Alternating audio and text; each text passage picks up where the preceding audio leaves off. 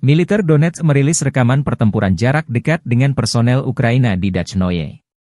Prajurit Divisi Senapan Bermotor ke-150 dari Tentara Gabungan Pengawal ke-8 Angkatan Bersenjata Rusia menemukan posisi Angkatan Bersenjata Ukraina di wilayah Dachnoye, tempat personel musuh berada.